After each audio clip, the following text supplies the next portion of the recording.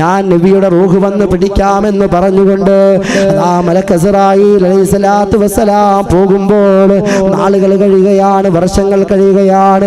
മഹാനായ യാക്കൂബ് നബിക്ക് രോഗമുണ്ടാവുകയാണ്. ആ സമയത്തതാ പ്രിയമുള്ളവരെ അസ്റായീൽ അലൈഹിസ്സലാത്തു വസ്സലാം റൂഹ് പിടിക്കാൻ വേണ്ടി കടന്നു വരുന്നു.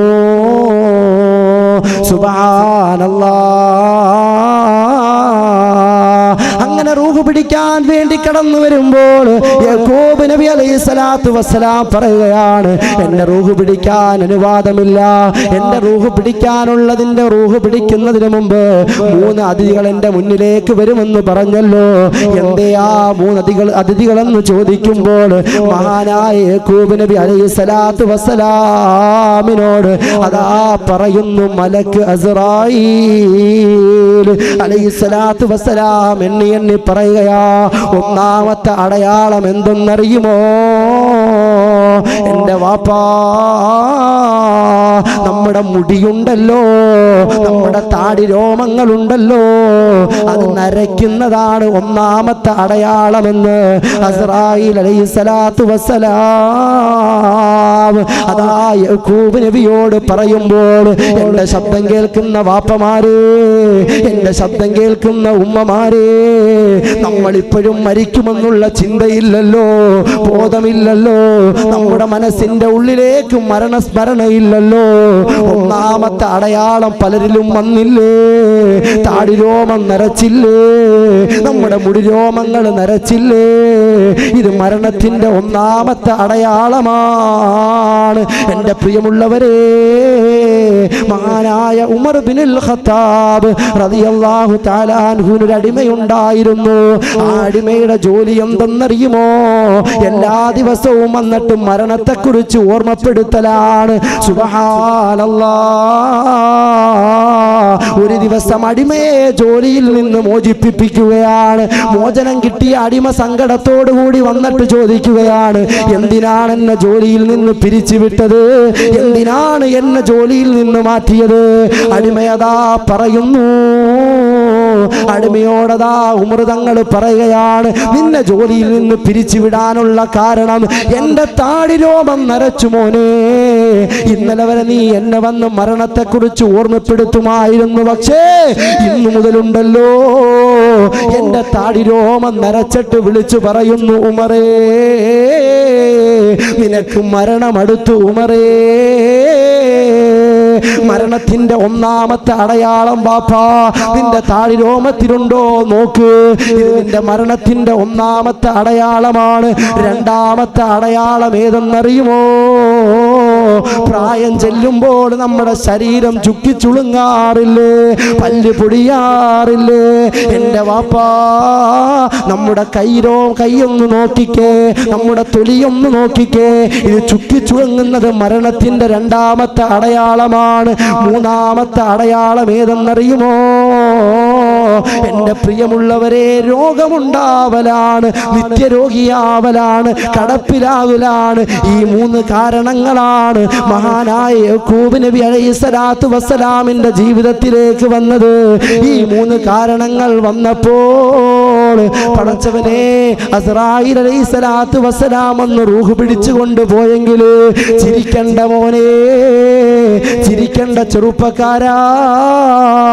പല പെങ്ങന്മാരും ചിന്തിക്കുകയാണ്, എൻ്റെ മുടിരോമങ്ങള് അതാ നരച്ചില്ലല്ലോ, എൻ്റെ ശരീരം ചുക്കിച്ചുളുങ്ങിയില്ലല്ലോ, ഞാൻ പ്രായമായില്ലല്ലോ, ഞാനിപ്പം മരിക്കില്ലെന്ന് പറഞ്ഞ് സന്തോഷിക്കുന്ന ആരെങ്കിലും ഉണ്ടെങ്കിൽ തെറ്റുപറ്റിപ്പോയി.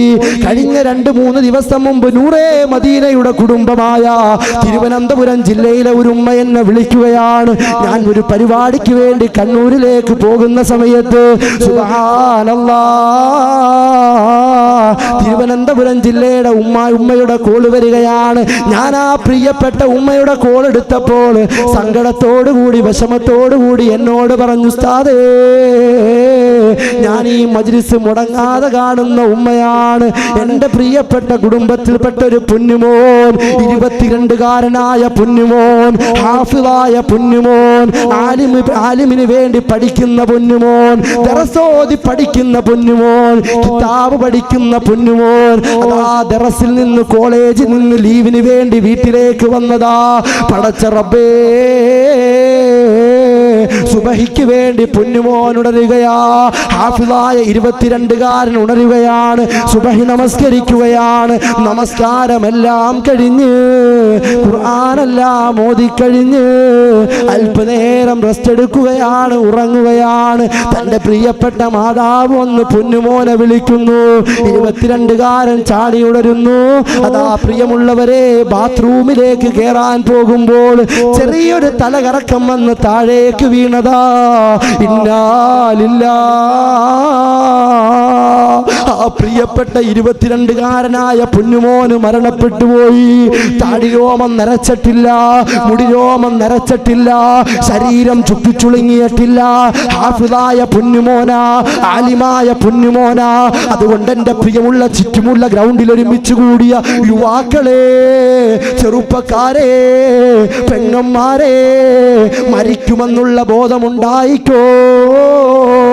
ഇന്നല്ലെങ്കിൽ ഏത് നിമിഷവും മരിക്കുന്നതാണ്. ഒരു ഹാഫിളായ പൊന്നുമോന്റെ റൂഹ് വരെ പെട്ടെന്ന് പിടിച്ചു കൊണ്ടുപോയെങ്കിൽ വാപ്പാ അഹങ്കരിക്കല്ലേ. ഏത് നിമിഷവും എന്റെയും നിങ്ങളുടെയും റൂഹ് കൊണ്ടുപോകുന്നതാണ്. എപ്പോഴാണെന്ന് നമുക്കറിയില്ല, ഏത് സമയത്താണെന്നറിയില്ല, ഏത് സെക്കൻഡിലാണ് മരിക്കുന്നതെന്നറിയില്ല. അതുകൊണ്ട് എൻ്റെ പ്രിയമുള്ളവരെ, മനസ്സ് തട്ടിയിട്ട് നിങ്ങൾ ഈ പ്രഭാഷണം കേൾക്കണേ. എൻ്റെ ഉമ്മ, നിങ്ങളുടെ ഹൃദയത്തിന്റെ ഉള്ളിലേക്ക് ഞാൻ പറയുന്ന വാചകങ്ങൾ നിങ്ങൾ എഴുതിയിടണേ. അല്ലാഹുവേ, ഈ സദസ്സിന്റെ ബറക്കത്ത് കൊണ്ട് ഞങ്ങൾക്ക് നന്നാവാനുള്ള ഭാഗ്യം നീ നൽകണേ അല്ലാ. മരിക്കുമെന്നുള്ളൊരു ബോധം നീ ഞങ്ങൾക്ക് നൽകണേ അല്ലാ. അതുകൊണ്ട് മരണം ഉറപ്പാ. ഞാൻ കേട്ടപ്പോൾ തന്നെ എനിക്ക് വിഷമമുണ്ടായി. കാരണം എൻ്റെ പ്രായമുള്ള ഒരു ഹാഫിളായ, അല്ലെങ്കിൽ എൻ്റെ പ്രായമുള്ളൊരു മുത്താലിബായ മകൻ 22കാരൻ മരണപ്പെട്ടെങ്കിൽ എൻ്റെ പ്രിയമുള്ളവരെ, നമ്മൾ മനസ്സിലാക്കണം. നമ്മൾ എന്ത് മനസ്സിലാക്കണം? ഇന്നല്ലെങ്കിൽ ഏത് നിമിഷവും നമ്മൾ എങ്ങോട്ട് പോകും? പള്ളിക്കാട്ടിലേക്ക് പോകും. സുബ്ഹാനഹു വ തആല പെട്ടെന്നുണ്ടാവുന്ന മരണത്തെ തൊട്ട് അല്ലാഹു നമ്മളെ കാത്തുരക്ഷിക്കട്ടെ. അള്ളാഹു കാത്തുരക്ഷിക്കട്ടെ. അപ്പൊ അതുകൊണ്ട് ഇന്നല്ലെങ്കിൽ ഏത് നിമിഷവും നമ്മൾ ആ പള്ളിക്കാട്ടിലേക്ക് പോകേണ്ടതാണെന്നുള്ളൊരു ബോധം ഈ ഒരു മജ്‌ലിസിലൂടെ നമുക്ക് ഉണ്ടാക്കിയെടുക്കണം. അള്ളാഹു അതിന് തൗഫീഖ് ചെയ്യുമാറാകട്ടെ. ബനൂ ഇസ്രായേൽപ്പെട്ട ഒരു രാജാവ് ഉണ്ടായിരുന്നു. അദ്ദേഹം വളരെ ആർഭാടത്തിലും സുഖത്തിലും സന്തോഷത്തിലും ജീവിക്കുന്ന ഒരാളാണ്. അദ്ദേഹത്തിന്റെ മുന്നിലേക്ക് പെട്ടെന്നൊന്നും ഒരാൾക്ക് അങ്ങനെ കയറി ചെല്ലാൻ പറ്റൂല. കാരണം ഫുള്ള് സെക്യൂരിറ്റീസ് ആണ്. വളരെ ആർഭാട ജീവിതം. അദ്ദേഹത്തിന്റെ റൂമിലേക്ക് ഒരു ഈച്ചയ്ക്ക് പോലും കയറാൻ പറ്റില്ല. അത്ര രീതിയിൽ മറച്ചിട്ടിരിക്കുകയാണ്. അത്ര സംവിധാനത്തോടു കൂടിയാണ് മൂപ്പര് ജീവിക്കുന്നത്. അങ്ങനെ ഈ രാജാവിന്റെ മുന്നിലേക്ക് ഒരു വികൃതമായ രൂപത്തിൽ ഒരു മനുഷ്യനങ്ങ് കടന്നു ചെല്ലുകയാ. ആ സമയത്തുണ്ടല്ലോ രാജാവ് ചോദിക്കുകയാണ്, നിന്നെ ആരാണ് ഇങ്ങോട്ട് കടത്തിവിട്ടത്? എന്റെ മുന്നിലേക്ക് വരണമെങ്കിൽ എന്റെ സെക്യൂരിറ്റീസിനെ കാണണം, എന്റെ പിയമാരെ കാണണം, എന്റെ പിൻഗാമികളെ കാണണം. ആരുടെ അനുവാദത്തോടു കൂടിയാണ് നീ എന്റെ മുന്നിലേക്ക് വന്നതെന്ന് ചോദിക്കുമ്പോൾ രാജാവിനോട് പറയുകയാണ്, എത്ര വലിയ രാജാവാണെങ്കിലും, എത്ര വലിയ മന്ത്രിയാണെങ്കിലും, എത്ര വലിയ പദവിയിൽ നിൽക്കുന്ന ആളാണെങ്കിലും ഒരാളുടെയും അനുവാദമില്ലാതെ അവന്റെ മുന്നിൽ പോയി നിൽക്കാൻ കഴിവുള്ളവനാണ് ഞാനെന്ന് പറഞ്ഞപ്പോൾ രാജാവിന് മനസ്സിലായി ഇത് മലക്കുൽ മൗത്താണെന്ന്. പടച്ച റബ്ബേ, രാജാവിന്റെ മുന്നിലേക്ക് ചെല്ലുമ്പോൾ അവിടെ നിന്നുകൊണ്ട് രാജാവ് പറയുകയാണ്, നിങ്ങൾ എന്തിനാണിപ്പോൾ വന്നതെന്ന് ചോദിക്കുമ്പോൾ രാജാവിനോട് പറയുകയാണ്, സമയമെടുത്തു നിന്റെ റൂഹ് പിടിക്കാൻ വന്നതാണെന്ന് പറയുമ്പോൾ രാജാവ് പൊട്ടിക്കരഞ്ഞ് സങ്കടത്തോടെ പറയുകയാ, എന്റെ റൂഹ് പിടിക്കല്ലേ, എന്റെ റൂഹ് പിടിക്കല്ലേ. ഞാൻ എന്റെ സമ്പത്ത് മുഴുവനും ഒന്ന് സദഖ ചെയ്തോട്ടെ, എന്റെ കൊട്ടാരങ്ങൾ, എൻ്റെ സമ്പത്തുകൾ, എൻ്റെ എല്ലാ തോട്ടങ്ങളും ഞാനൊന്ന് ധർമ്മം ചെയ്തോട്ടെ എന്ന് ചോദിക്കുമ്പോൾ ആ മലക്കുൽ മൗത്ത് പറയുകയാണ്, ഇല്ല ഇല്ല, നിന്റെ സമയം കഴിഞ്ഞു. സമയം കഴിഞ്ഞാൽ, സമയം എത്തിക്കഴിഞ്ഞാൽ റൂഹ് പിടിക്കുന്നതാണ്. മലക്കുൽ മൗത്ത് പറയുന്നു, ഞാൻ നിന്റെ റൂഹ് പിടിക്കാൻ പോകുന്നു. രാജാവ് യാചനയോടുകൂടി ചോദിക്കുകയാ, എനിക്കൊരു ദിവസം തരുമോ? ഒരു ദിവസം എനിക്ക് തരുമോ? ഞാൻ എൻ്റെ സ്വത്തുക്കളൊന്ന് കൊടുത്തു ഖബറിലേക്ക് പോകേണ്ടവരാണെന്നുള്ള പൊന്നോമന മക്കളുടെ പള്ള നിറയ്ക്കാൻ, എൻ്റെ കുടുംബത്തെ പോറ്റാൻ ഞാൻ അധ്വാനിക്കാൻ വേണ്ടി പ്രവാസ ലോകത്ത് വന്നവനാ. ഞാൻ അധ്വാനിക്കാൻ വേണ്ടി ജോലിക്ക് വന്നവനാ. ഒരു 10 മിനിറ്റ് കഴിഞ്ഞിട്ട് എൻ്റെ റൂഹ് പിടിക്കുമോ എന്ന് ചോദിച്ചാൽ മലക്കുൽ മൗത്ത് താമസം തരൂല, മലക്കുൽ മൗത്ത് സമയം തരൂല. നീ എല്ലാം കഴിഞ്ഞ് വീട്ടിൽ പോയിട്ട് വാ മോനെ, എന്നിട്ട് നിന്റെ റൂഹ് പിടിക്കാമെന്ന് പറയൂല. പടച്ച റബ്ബേ, പർവ്വതത്തിന്റെ മുകളിൽ ആരായിരിക്കുന്നത്? നമ്മളെ പോലെ ജീവിച്ചവരല്ലല്ലോ, നമ്മൾ തെറ്റുകുറ്റങ്ങൾ കണ്ടവരല്ലേ, ഹറാമ് ചിന്തിച്ചവരല്ലേ, ഹറാമായ പാതയിൽ സഞ്ചരിച്ചവരല്ലേ. ദുനിയാവിലെ എല്ലാം കളഞ്ഞിട്ട് പടച്ച റബ്ബിന് വേണ്ടി പർവ്വതത്തിന്റെ മുകളിൽ പോയി ഇബാദത്ത് ചെയ്ത ഈസാ നബിയുടെയും മറിയം ഉമ്മയുടെയും ചരിത്രമാണ് പറയുന്നത്. പഠിച്ചു വെക്കണേ. പച്ചലയും തിന്നു വെള്ളവും കുടിച്ചു പടച്ചവന് വേണ്ടി വർഷങ്ങളോളം പർവ്വതത്തിന്റെ മുകളിൽ ഇബാദത്ത് ചെയ്ത മറിയം ബീബിയുടെ റൂഹ് പിടിക്കാൻ വന്നപ്പോൾ ഉമ്മ അനുവാദം ചോദിക്കുകയാണ്, ഒരു 10 മിനിറ്റ് തരുമോ? എന്റെ പൊന്നുമോനെ ഞാനൊന്ന് കണ്ടോട്ടെ, അവന്റെ കരങ്ങളൊന്ന് പിടിച്ചോട്ടെ എന്ന് ചോദിച്ചപ്പോൾ മലക്കുൽ മൗത്ത് സമയം കൊടുത്തില്ല. പടച്ച റബ്ബേ, അങ്ങനതാ റൂഹ് പിടിച്ചുകൊണ്ട് പോവുകയാണ്. റൂഹ് പിടിച്ചുകൊണ്ടുപോയി സമയം കുറച്ച് കഴിയുമ്പോൾ ഈസാ നബി അലൈഹിസ്സലാത്തു വസ്സലാം സന്തോഷത്തോടു കൂടി കയറി വരികയാണ്. എൻ്റെ ഉമ്മാന് വെള്ളം കൊടുക്കാൻ, എൻ്റെ ഉമ്മാന് ഭക്ഷണം കൊടുക്കാൻ. ഈസാ നബി അലൈഹിസ്സലാത്തു വസ്സലാം കാണുന്ന കാഴ്ച എന്തെന്നറിയുമോ? എൻ്റെ പ്രിയമുള്ളവരെ, നിങ്ങൾ മനസ്സിലാക്കണം, അലൈഹിസ്സലാത്തു വസ്സലാം കാണുന്ന കാഴ്ച തൻ്റെ പ്രിയപ്പെട്ട മാതാവ് ഞങ്ങളോടും പറയുകയാണ്, എൻ്റെ ഉമ്മാന്റെ മയ്യത്തൊന്ന് പൊതിയാൻ, എൻ്റെ ഉമ്മാടെ കഫമൊന്ന് പൊതിയാൻ, എൻ്റെ ഉമ്മായെ ഒന്ന് കുളിപ്പിക്കാൻ ആരെങ്കിലും വരുമോ എന്ന് ചോദിക്കുമ്പോൾ എല്ലാവരും അതാ ആട്ടിയോടിക്കുകയാണ്, എല്ലാവരും അതാ കളിയാക്കുകയാണ്. ഞങ്ങൾ വരില്ലെന്ന് പറഞ്ഞ് എല്ലാവരും ആട്ടിയോടിക്കുമ്പോൾ പടച്ച റബ്ബേ, ഈസാ നബി അലൈഹിസ്സലാത്തു വസ്സലാം സങ്കടത്തോടുകൂടി പർവ്വതത്തിന്റെ മുകളിലേക്ക് ചെല്ലുമ്പോൾ ജിബ്രീൽ അലൈഹിസ്സലാത്തു വസ്സലാം, മീകായിൽ അലൈഹിസ്സലാത്തു വസ്സലാം 2 മലക്കുകൾ വന്ന് കഫം പൊതിയുന്നു, മയ്യത്തടക്കുന്നു. അങ്ങനെ കുറച്ച് സമയം കഴിഞ്ഞു, ദിവസങ്ങൾ കഴിഞ്ഞു. ഈസാ നബി ഇങ്ങനെ കരയുകയാ. കാരണം എന്തേ? ഉമ്മാൻ അവസാനം പറയാൻ പറ്റിയില്ല, യാത്ര ചോദിക്കാൻ പറ്റിയില്ല. കണ്ണുള്ളപ്പോൾ കണ്ണിന്റെ വിലയറിയില്ല, ഉമ്മയുള്ളപ്പോൾ ഉമ്മാടെ വിലയറിയില്ല, വാപ്പയുള്ളപ്പോൾ വാപ്പാടെ വിലയറിയില്ല. അതുകൊണ്ട് വാപ്പയുടെ ഉമ്മയുടെ മഹത്വം മനസ്സിലാക്കണം. ഈ കൂട്ടത്തില് ഉമ്മ മരിച്ചവരുണ്ടോ? ഉണ്ടെന്ന് കൈവക്കിക്കേ. അള്ളാഹു ആ ഉമ്മമാരുടെ ഖബർ സ്വർഗമാക്കി കൊടുക്കുമാറാകട്ടെ. വാപ്പ മരിച്ചവരുണ്ടോ? അള്ളാഹു ആ വാപ്പമാരുടെ ഖബർ അള്ളാഹു സ്വർഗമാക്കി കൊടുക്കുമാറാകട്ടെ. പ്രിയമുള്ളവരെ, വാപ്പയും ഉമ്മയും നമ്മുടെ വിളക്ക. ജീവിച്ചിരിക്കുന്ന മാതാപിതാക്കളുള്ളവരുണ്ടോ? അള്ളാഹു അവർക്ക് ആഫിയത്തുള്ള ദീർഘായുസ്സ് കൊടുക്കുമാറാകട്ടെ.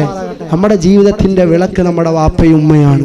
ഞാൻ ഇങ്ങോട്ട് വരുന്ന സമയത്ത് എൻ്റെ മാതാപിതാക്കൾ, എൻ്റെ വാപ്പയും ഉമ്മയും എൻ്റെ തലയിൽ കൈവച്ച് മന്ത്രിച്ചു തന്നു. ഞാൻ എവിടെ പ്രഭാഷണത്തിന് പോയാലും എൻ്റെ മാതാപിതാക്കൾ എനിക്ക് ദുആ ചെയ്തു തരും. അള്ളാഹു അവരുടെയൊക്കെ ബർക്കത്താണ് നമ്മുടെ ജീവിതത്തിലുള്ളത്. അള്ളാഹു നമ്മുടെ മാതാപിതാക്കൾക്ക് അള്ളാഹു ആഫിയത്തുള്ള ദീർഘായുസ്സ് കൊടുക്കുമാറാകട്ടെ. പ്രിയമുള്ളവരെ, അങ്ങനെ ഈസാ നബി അലൈഹിസ്സലാത്തു വസ്സലാം ഇങ്ങനെ സങ്കടപ്പെടുക, ഇങ്ങനെ തേങ്ങി തേങ്ങി കരയാ. എൻ്റെ ഉമ്മയില്ല, എൻ്റെ ഉമ്മച്ചിയില്ല എന്നൊക്കെ പറഞ്ഞ് ഇങ്ങനെ വിഷമിച്ചുകൊണ്ട് അള്ളാഹിനോട് പറഞ്ഞു, പടച്ച റബ്ബേ, എനിക്കൊരു അനുവാദം കിട്ടണം, എനിക്കെന്റെ പ്രിയപ്പെട്ട ഉമ്മയുമായി ഒന്ന് സംസാരിക്കാൻ കഴിയണം, മരണപ്പെട്ടു പോയ എൻ്റെ ഉമ്മയുമായി എനിക്കൊന്ന് മിണ്ടാൻ കഴിയണമെന്ന് പറയുമ്പോൾ അള്ളാഹു ഈസാ നബി അലൈഹിസ്സലാത്തു വസ്സലാമിന് അനുവാദം കൊടുക്കുകയാണ്. അങ്ങനെതാ തന്റെ പ്രിയപ്പെട്ട ഉമ്മാന്റെ ഖബറിന്റെ അരികിലേക്ക് പോയി നിന്നിട്ട് പറയുന്നു, അസ്സലാമു അലൈക്കി യാ ഉമ്മീ. ഉമ്മയോട് സലാം പറയുകയാ. ഖബറിൽ നിന്ന് ഉമ്മ സലാം അടക്കുകയാണ്. അങ്ങനെ ഉമ്മയും മകനും സംസാരം തുടങ്ങി.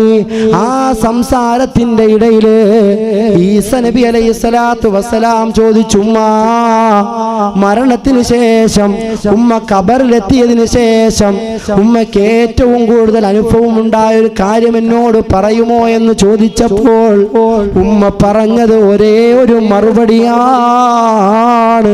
ഇതുവരെ ഞാൻ ഖബറിലെത്തിയെങ്കിലും ആ സുഖങ്ങളോ സന്തോഷങ്ങളോ അല്ല അറിയുന്നത്, ഞാൻ ഇപ്പോഴും അറിഞ്ഞുകൊണ്ടിരിക്കുന്നത് അവസാന സമയത്ത് മലക്കുൽ മൗത്ത് എന്റെ ശരീരത്തിൽ നിന്ന് റൂഹ് പിടിച്ചു കൊണ്ടുപോയ വേദനയാണ് ഞാൻ അറിയുന്നതെന്ന്. എന്റെ പ്രിയമുള്ളവരെ, ഈസാ നബി അലൈഹിസ്സലാത്തു വസ്സലാമിനോട് ഉമ്മ പറയുമ്പോൾ മരണവേദനയെ കുറിച്ച് നമ്മൾ മനസ്സിലാക്കണം. സമയമെത്തിക്കഴിഞ്ഞാൽ നമ്മുടെ റൂഹ് പിടിക്കുന്നതിന് ലേറ്റാക്കി തരൂല, സമയം കൂട്ടിത്തരൂല. ഈസാ നബി അലൈഹിസ്സലാത്തു വസ്സലാമിന്റെ സ്വന്തം ഉമ്മയുടെ റൂഹ് പോലും പിടിച്ചുകൊണ്ട് പോയപ്പോൾ ഒരു മിനിറ്റ് പോലും കൂട്ടിക്കൊടുത്തില്ലെങ്കിൽ പിന്നെ നമ്മുടെ കാര്യം പറയണോ? എന്റെ പ്രിയമുള്ളവരെ, നിങ്ങൾ മനസ്സിലാക്കണേ, ഈസാ നബിയുടെ പ്രിയപ്പെട്ട മാതാവ് മറിയം ബീവി ഖബറിന്റെ ഉള്ളിൽ കിടക്കുമ്പോൾ അവിടെയും അനുഭവിച്ചു കൊണ്ടിരിക്കുന്നത് മരണസമയത്ത് അവസാനമായി പിടിച്ചുകൊണ്ടുപോയ റൂഹ് പിടിച്ചുകൊണ്ടുപോയ വേദനയാണെന്ന് ചരിത്രം നമ്മെ പരിചയപ്പെടുത്തുമ്പോൾ എൻ്റെ വാപ്പാ, ഈ സദസ് കൊണ്ട് നമ്മൾ മനസ്സിലാക്കേണ്ടത്, സമയമെത്തിക്കഴിഞ്ഞാൽ എന്റെയും നിങ്ങളുടെയും റൂഹ് കൊണ്ടുപോകുന്നതാ. സമയമെത്തിക്കഴിഞ്ഞാൽ എൻ്റെ മകളുടെ കല്യാണമാണ്, എൻ്റെ മകൻ പ്രവാസ ലോകത്തേക്ക് പോവുകയാണ്, എൻ്റെ വീട് പണി കഴിഞ്ഞില്ല, എൻ്റെ എല്ലാ സുഖങ്ങളും സന്തോഷങ്ങളും വരികയാണെന്ന് പറഞ്ഞിട്ട് കാര്യമില്ല. ഞാനും നിങ്ങളും ഈ ലോകത്തിൽ നിന്ന് വിട പറഞ്ഞു പോകേണ്ടതാണ്, ഞാനും നിങ്ങളും മരണത്തിലേക്ക് പോകേണ്ടതാണ്. ആ ഒരു ബോധം പടച്ച റബ്ബേ ഞങ്ങൾക്കെല്ലാവർക്കും ഇവിടെ നിന്ന് നീ നൽകണേ അല്ലാ. മരിക്കുമെന്നുള്ള ബോധം നൽകണേ അല്ലാ. എൻ്റെ പ്രിയമുള്ള വാപ്പാ, ഇന്ന് നീ ഇവിടെ ഇരുന്ന് പ്രഭാഷണം കേൾക്കുകയാണല്ലോ, നാളെ ഇതേ സമയത്ത് പള്ളിക്കാട്ടിലെ 6 അടി മണ്ണിലേക്ക് പോകുമെങ്കിൽ അത് അള്ളാഹുവിനതിന് കഴിയുന്നതാണ്. അള്ളാഹുവേ, പെട്ടെന്നുണ്ടാവുന്ന മരണത്തെ തൊട്ട് ഞങ്ങളെ കാത്തിരക്ഷിക്കണേ അല്ലാ. നമ്മൾ സുഖിച്ച് ജീവിക്കുകയാണല്ലോ, സന്തോഷത്തോടു കൂടി ജീവിക്കുകയാണല്ലോ.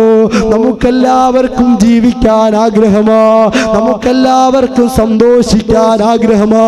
പക്ഷേ മരണത്തെക്കുറിച്ചുള്ള ചിന്ത നമുക്കില്ല, മരിക്കുമെന്നുള്ള ബോധം നമുക്കില്ല. എൻ്റെ പ്രിയമുള്ളവരെ, ഇന്ന് ഈ പ്രഭാഷണം കഴിഞ്ഞ് ഞാനും നിങ്ങളും വീട്ടിലേക്ക് പോകുമെന്ന് പറയാനുള്ള ഉറപ്പ് നമുക്കുണ്ടോ? അല്ലാഹുവേ, പെട്ടെന്നുണ്ടാവുന്ന മരണത്തെ തൊട്ട് ഞങ്ങളെ കാക്കണേ അല്ലാ. എൻ്റെ പ്രിയമുള്ളവരെ, നിങ്ങൾ ചിന്തിക്കണേ, നമ്മുടെ മരണത്തെക്കുറിച്ച് നമ്മളൊന്ന് ചിന്തിച്ചേ. ഇന്ന് ഇരിക്കുന്ന ഇരിപ്പിൽ ഇവിടെ ഇരുന്നു കൊണ്ട് ഞാനും നിങ്ങളും അങ്ങ് മരണപ്പെട്ടു കഴിഞ്ഞാൽ, ഇപ്പൊ ഇവിടെ വെച്ച് ചെറിയൊരു നെഞ്ചുവേദന വന്ന് എൻ്റെ വാപ്പാ നമ്മളെ പെട്ടെന്ന് ഹോസ്പിറ്റലിലേക്ക് കൊണ്ടുപോകുന്നു, അവിടെ വെച്ച് മരണമുറപ്പിക്കുന്നു. അങ്ങനെ ഞാനും നിങ്ങളും അങ്ങ് മരണപ്പെട്ടു കഴിഞ്ഞാൽ എൻ്റെ ഉമ്മ ഈ പ്രഭാഷണത്തിന്റെ ഇടയിലുണ്ടല്ലോ, ഇവിടെ വെച്ചുകൊണ്ട് ഞാൻ എൻ്റെ ശരീരം കൊഴിഞ്ഞ് താഴേക്ക് വീണു കഴിഞ്ഞാൽ ഇതിന്റെ സംഘാടകരും നിങ്ങളും വന്ന് എന്നെ ചുമന്ന് ചുമന്ന് ഹോസ്പിറ്റലിലേക്ക് കൊണ്ടുപോവുകയാ. അവിടെ ചെന്നിട്ട് ഡോക്ടർമാര് ചെക്ക് ചെയ്യുന്നു. എന്നിട്ട് അവിടെ വെച്ച് പ്രഖ്യാപിക്കുന്നു, എന്റെ മരണമതാ ഉറപ്പിച്ചു. എന്റെ പ്രിയമുള്ളവരെ, ഞാൻ നിങ്ങളുടെ മുന്നിൽ എന്റെ മരണം പറയാം. നിങ്ങളുടെ ചിന്തകളിലേക്ക് നിങ്ങൾ മരിക്കുന്ന ഒന്ന് ചിന്തിച്ച്, ഇത് നമുക്ക് നന്നാവാൻ വേണ്ടിയോ? അങ്ങനെ എന്റെ ജനാസയതാ വീട്ടിലേക്ക് കൊണ്ടുപോവുകയോ. പടച്ച റബ്ബേ, എന്റെ വീട്ടിലേക്ക് എന്റെ ജനാസ കൊണ്ടുവരുമ്പോൾ എന്റെ നാട്ടിലെ പള്ളിയിൽ നിന്ന് വിളിച്ചു പറയുന്നു, ഇന്നാ ലില്ലാഹ്, ഇന്ന നാട്ടിലെ ഇന്ന വീട്ടിലെ ഇന്ന കുടുംബത്തിലെ ഞാൻ മരണപ്പെട്ടു എന്ന് വിളിച്ചു പറയുമ്പോൾ പടച്ച റബ്ബേ, എന്നെ സ്നേഹിക്കുന്ന പലരും ഇതാ ഓടി വരികയാണ്. പലരും അതാ ഓടി വരികയാണ്. എല്ലാവരും ഓടി വന്നിട്ട് എൻ്റെ വീട്ടിലേക്ക് വന്നിട്ട് എൻ്റെ ജനാസ കാണാൻ പോകുമ്പോൾ പലരും ചോദിക്കും, മയ്യത്തെന്തേ, മയ്യത്ത് കുളിപ്പിച്ചോ, മയ്യത്തെപ്പോഴാ എടുക്കുന്നതെന്ന്. ഇന്നലെ വരെ എന്നെ പലരും വിളിച്ചത് ഉസ്താദേ എന്നാ. ഇന്നലെ വരെ പലരും എന്നെ ബഹുമാനിച്ചുകൊണ്ട് ഉസ്താദേ എന്ന് വിളിച്ചു. പലരും എന്നെ മോനെ എന്ന് വിളിച്ചു. പലരും എൻ്റെ പേര് വിളിച്ചു. ഇത് നിങ്ങൾ ചിന്തിക്കണേ, നിങ്ങളുടെ അവസ്ഥ നിങ്ങൾ ചിന്തിക്കണേ. വാപ്പാ, നിന്നെ പല പേരിലും പലരും വിളിക്കുന്നതാ. സ്നേഹത്തോടു കൂടി നിങ്ങളുടെ മക്കൾ ഉപ്പച്ചി എന്ന് വിളിക്കുന്നതാ. നിങ്ങളുടെ ഭാര്യമാരിക്ക എന്ന് വിളിക്കുന്നതാ. പല പേരുകളും നമ്മളെ വിളിക്കുന്നതല്ലേ. എൻ്റെ ഉമ്മ, നിങ്ങൾ മരണപ്പെട്ട് നിങ്ങളുടെ ജനാസ വീട്ടിലേക്ക് കൊണ്ടുവെക്കുമ്പോൾ നമ്മുടെ പേര് പിന്നെ വിളിക്കൂല. പിന്നെ നമ്മളെ വിളിക്കുന്നത് മയ്യത്തെന്നാ. മയ്യത്ത് കുളിപ്പിച്ചോ, മയ്യത്തെടുത്തോ, മയ്യത്തെപ്പോഴാണ് കഫൻ പൊതിയുന്നതെന്ന് പറഞ്ഞു പല പേരുകളും ഇങ്ങനെ പറയുമ്പോൾ, അങ്ങനെ എൻ്റെ ജനാസ കൊണ്ടുവന്ന് എൻ്റെ വീടിൻ്റെ ഉള്ളിലേക്ക് വെക്കുമ്പോൾ സുബ്ഹാനല്ലാഹ്, പലരും അതാ സങ്കടപ്പെടുകയാണ്, വിഷമിക്കുകയാണ്, പ്രയാസപ്പെടുകയാണ്. കഷ്ടപ്പെട്ട് പോറ്റി വളർത്തിക്കൊണ്ടുവന്നതാണ്. ഒരു ചാരത്തൻ്റെ ഉപ്പ കരയുന്നു, ഒരു ചാരത്തൻ്റെ ഉമ്മ കരയുന്നു. പടച്ച റബ്ബേ, എൻ്റെ പ്രിയപ്പെട്ട വാപ്പ പൊട്ടിക്കരയുന്നു. വളരെ പ്രതീക്ഷയോടുകൂടി 10ഉം 12ഉം കൊല്ലം ഇൽമു പഠിപ്പിക്കാൻ വിട്ട് ഇൽമു പഠനവും കഴിഞ്ഞ് ഉപരിപഠനവും കഴിഞ്ഞ് വീട്ടിലേക്ക് വന്ന പൊന്നുമോനാ, വളരെ പ്രതീക്ഷയോടുകൂടി പഠിപ്പിച്ചു കൊണ്ടുവന്നതാ. ഞാൻ മരിക്കുമ്പോൾ എനിക്ക് വേണ്ടി മയ്യത്ത് നമസ്കരിക്കേണ്ടവനാ, മുന്നിൽ നിന്നുകൊണ്ട് എൻ്റെ മയ്യത്ത് കുളിപ്പിക്കേണ്ടവനാ, എൻ്റെ ജനാസ ചുമന്നുകൊണ്ട് പള്ളിയിൽ കൊണ്ടുവെക്കേണ്ട പൊന്നുമോനാ. എൻ്റെ വാപ്പാടെ മഗ്ഫിറത്തിന് വേണ്ടി സ്വന്തം പൊന്നുമോൾ ദുആ ചെയ്യുമെന്നുള്ള പ്രതീക്ഷയിൽ വളർത്തിക്കൊണ്ടുവന്നതാ. എനിക്ക് മുമ്പേ പോയോ മോനെ എന്ന് പറഞ്ഞുകൊണ്ട് പ്രിയപ്പെട്ട വാപ്പ ഒരു സ്ഥലത്ത് കരയുന്നു. പടച്ച റബ്ബേ, മറ്റൊരു സ്ഥലത്ത് എൻ്റെ പ്രിയപ്പെട്ട മാതാവ് കരയുകയോ. അല്ലാഹുവേ, 9 മാസവും 9 ദിവസവും 9 മണിക്കൂറും 9 മിനിറ്റും 9 മൈക്രോ സെക്കൻഡും ഉമ്മാന്റെ ഗർഭപാത്രത്തിലിട്ട് വളരെ സുരക്ഷമായ രീതിയിൽ വളർത്തിക്കൊണ്ടുവന്നിട്ട് മരണത്തോടടുത്തുള്ള വേദന സഹിച്ചുകൊണ്ട് പ്രസവിച്ച് മുലപ്പാല് തന്നുകൊണ്ട് വളർത്തിക്കൊണ്ടുവന്ന തൻ്റെ പ്രിയപ്പെട്ട പൊന്നുമോൻ പോവുകയാണോ. ഞാൻ വളരെ പ്രതീക്ഷയോടുകൂടി കൊണ്ടുവന്ന പൊന്നുമോനാ. അങ്ങനെ മരണ വാർത്ത അറിഞ്ഞു ഉമ്മ കരയുന്നു, വാപ്പ കരയുന്നു, സ്നേഹിച്ചവർ കരയുന്നു, ഇഷ്ടം വെച്ചവർ കരയുന്നു, ഹുബ്ബ് വെച്ചവർ കരയുന്നു. വാപ്പാ, ഇതുപോലെ നിങ്ങളുടെ അവസ്ഥയും ഒന്ന് ഓർത്തു നോക്കിക്കേ. മരണപ്പെട്ട് നിങ്ങളുടെ ജനാസ വീട്ടിലേക്ക് കൊണ്ടുവച്ചാൽ മയ്യത്ത് തുണി പൊതിഞ്ഞിട്ട് വീടിന്റെ ഉംറത്ത് വെക്കുമ്പോൾ അലമുറയിട്ട് കരഞ്ഞുകൊണ്ട് നമ്മുടെ ഭാര്യ വരുന്നതാ. എനിക്കിനി ആരാണുള്ളത്? എൻ്റെ പ്രിയപ്പെട്ടവൻ പോവുകയാണോ? എന്നെ സ്നേഹിച്ചവൻ, എന്നെ ഇഷ്ടം വെച്ചവൻ, എനിക്ക് വേണ്ടതെല്ലാം വാങ്ങിത്തന്നവൻ, എൻ്റെ പ്രിയപ്പെട്ടവൻ എന്നെ ഇട്ടിട്ട് പോവുകയാണോ എന്ന് ചിന്തിച്ചുകൊണ്ട് സുബ്ഹാനല്ലാഹ് അല്ലാഹുവേ ഭാര്യ കഴിയുകയാ, നമ്മുടെ പ്രിയപ്പെട്ട പൊന്നോമന മക്കളുണ്ടല്ലോ, അരിമക്കിടാങ്ങളുണ്ടല്ലോ, പൊട്ടിക്കരഞ്ഞുകൊണ്ട് വന്നിട്ട് ചുംബനം തരുന്നു. ഉപ്പച്ചി എന്നെ ഇട്ടിട്ട് പോവുകയാണോ ഉപ്പാ,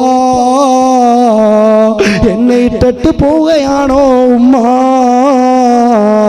എന്ന് സങ്കടപ്പെട്ട് നിൽക്കുമ്പോൾ ഒരാള് വന്നിട്ട് പറയുന്നു, മയ്യത്തെടുക്കാൻ സമയമായി, കാണേണ്ടവരെല്ലാം കണ്ടോ,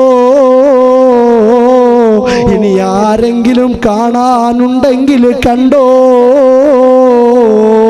പടച്ച റബ്ബേ, എല്ലാവരും കണ്ടു കഴിയുമ്പോൾ നമ്മുടെ ജനാസ എടുത്തുകൊണ്ട് പടച്ച റബ്ബേ പള്ളിക്കാട്ടിലേക്ക് കൊണ്ടുപോകാൻ പോവുകയാ.